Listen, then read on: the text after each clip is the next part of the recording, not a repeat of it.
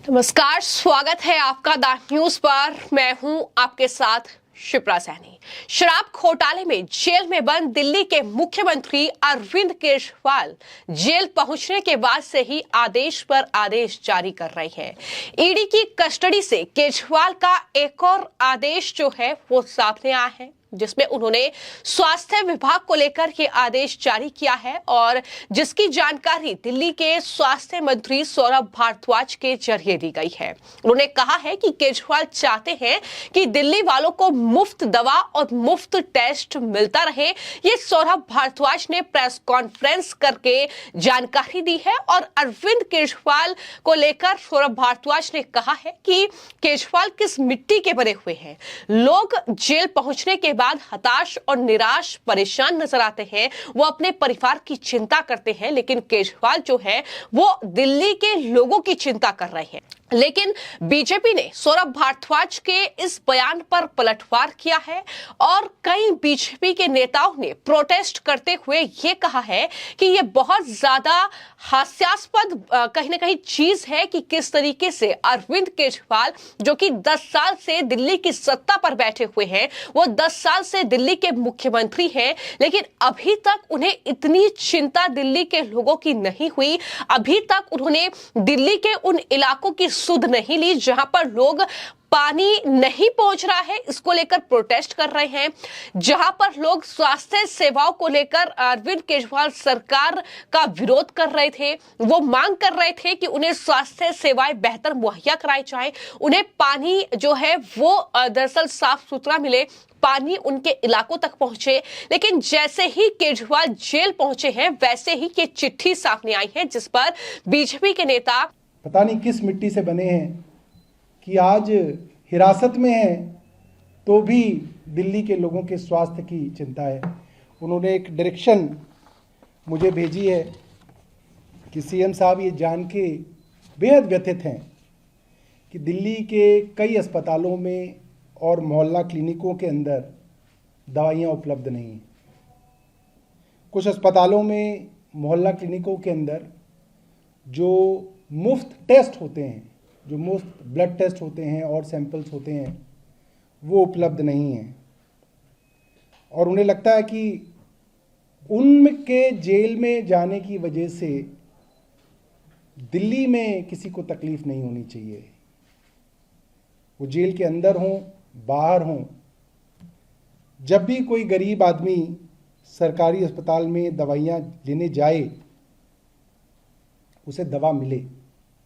और अगर उस गरीब आदमी को दवा नहीं मिलेगी, एक बड़ी साधारण सी बात है दोस्तों कि एक मिडिल क्लास आदमी अगर अस्पताल में जाए, दवा ना मिले तो वो खरीद सकता है, मगर दिल्ली के अंदर लाखों ऐसे गरीब परिवार हैं जो दवाइयों के लिए पूरी तरीके से सरकारी अस्पतालों में आश्रित हैं।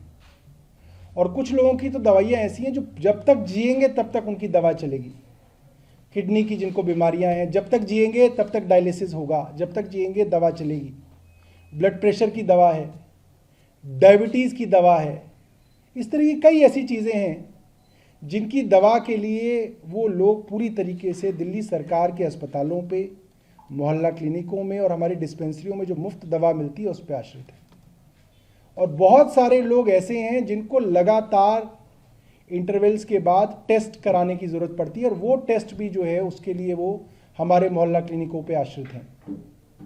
और इस तरीके की सूचना मुख्यमंत्री जी को मिली है कि कई मोहल्ला क्लिनिकों के अंदर जो मुफ्त टेस्ट होते थे उसके अंदर समस्या आ रही है।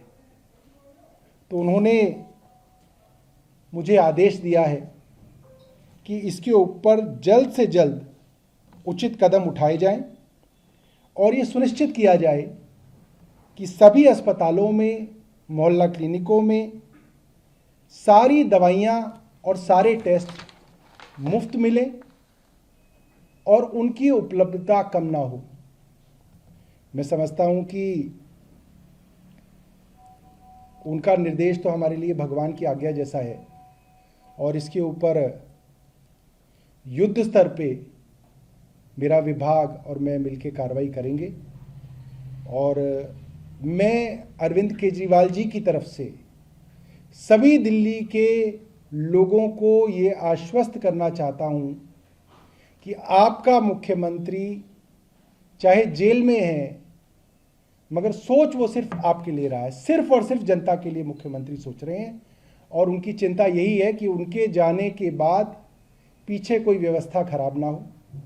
और हम सब लोग जो उनके सिपाही हैं, हम सब लोग 24 घंटे काम करेंगे, मगर कोई दिक्कत जो है दिल्ली वालों को नहीं होने देंगे। ऐसी मुख्यमंत्री जी की इच्छा है और हमारे लिए ये भगवान की आज्ञा जैसा है।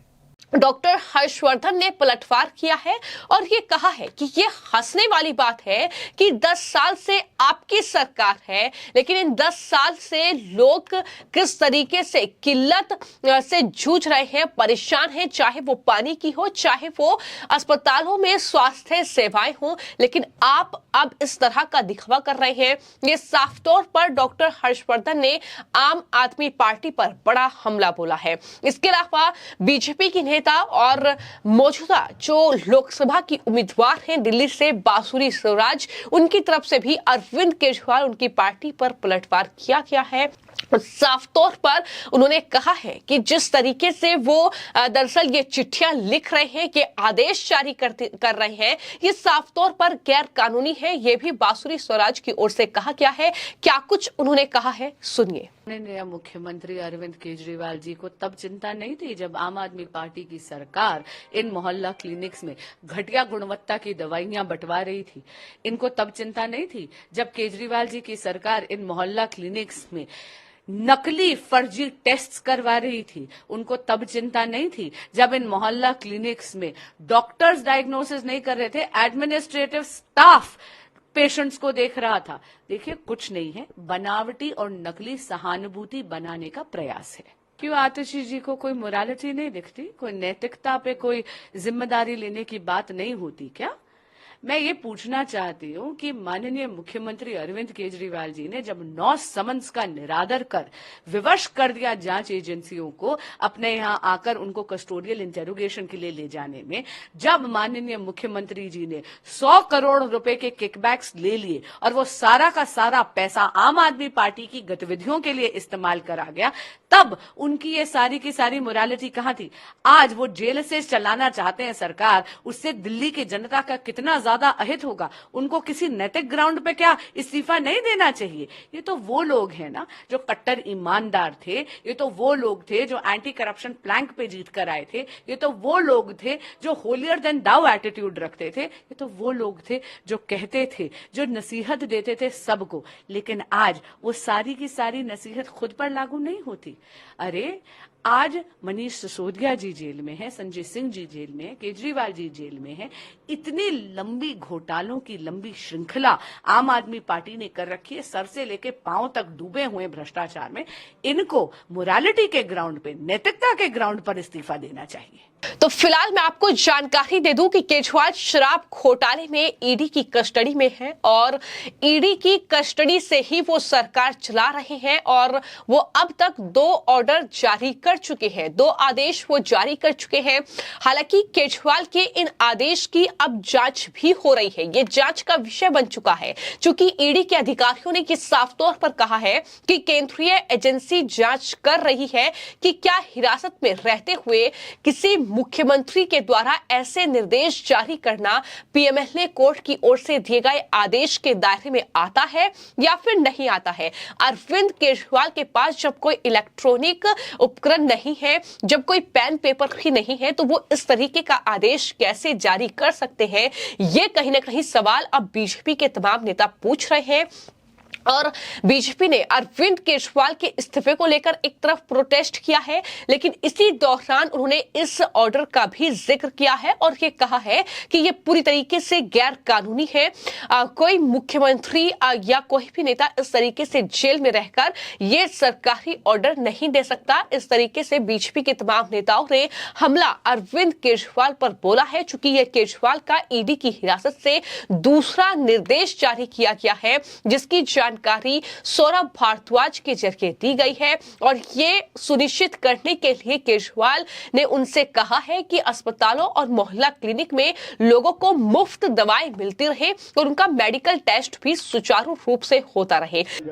पिछले 24 घंटे में पहले आतिशी जी के माध्यम से और आज सौरभ भारद्वाज जी के माध्यम से दिल्ली के मुख्यमंत्री अरविंद केजरीवाल जी का जो उन्होंने ईडी कस्टडी से जो संदेश भेजा है वो मैंने ध्यान से सुना है।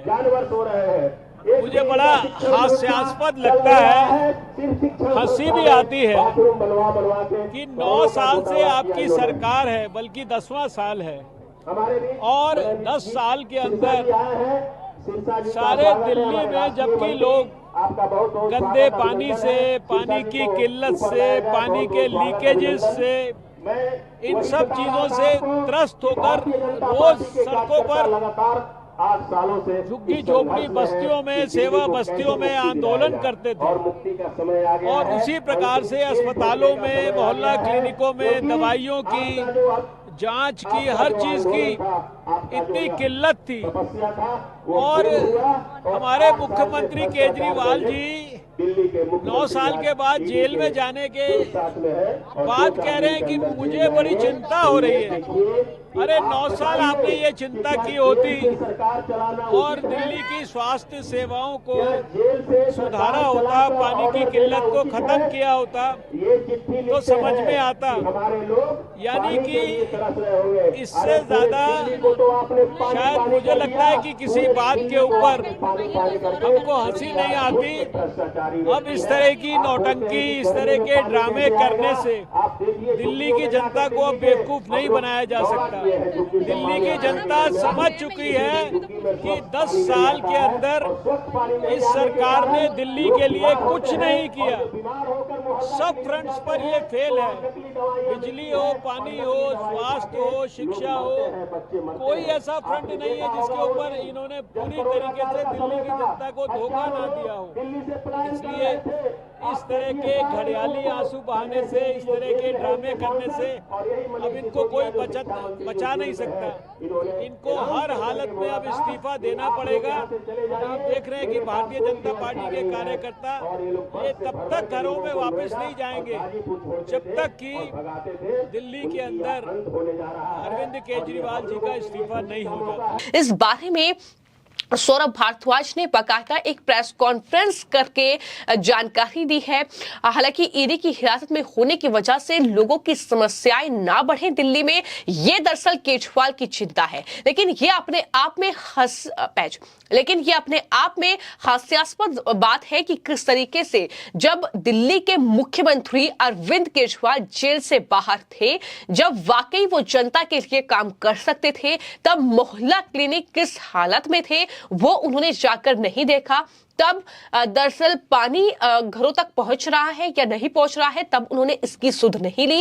लेकिन जैसे ही वो जेल पहुंचे हैं, वैसे ही दिल्ली वालों की चिंता ज्यादा अरविंद केजरीवाल को क्यों हो रही है, ये कहीं ना कहीं सवाल उठ रहे हैं। या आम आदमी पार्टी दिखावा कर रही है इस चीज का, इसको लेकर भी लोग सवाल पूछ रहे हैं। तो कुल मिलाकर केजरीवाल कहीं ना कहीं कुछ इस तरीके से कहीं ना कहीं सहानुभूति बटोरने की कोशिश भी कर रहे हैं, क्योंकि जाहिर तौर पर लोकसभा का चुनाव है और चुनाव में कुछ ही वक्त बाकी है और जाहिर तौर पर उससे ठीक पहले अरविंद केजरीवाल की गिरफ्तारी हुई है, जो कि आम आदमी पार्टी के लिए सबसे बड़ा झटका मानी जा रही है। क्योंकि आम आदमी पार्टी के जो बड़े नेता हैं, फिर चाहे वो अरविंद केजरीवाल मुख्यमंत्री हो, सुप्रीमो हो पार्टी के, या फिर मनीष सिसोदिया हो, संजय सिंह हो, वो दरअसल जेल में बंद है। तो ऐसे में अब आम आदमी पार्टी किस तरीके से अपना चुनावी कैंपेन चलाएगी, क्या ये सहानुभूति के जरिए ही पूरा चुनावी कैंपेन आम आदमी पार्टी करेगी, ये कहीं ना कहीं सवाल अब बना हुआ है।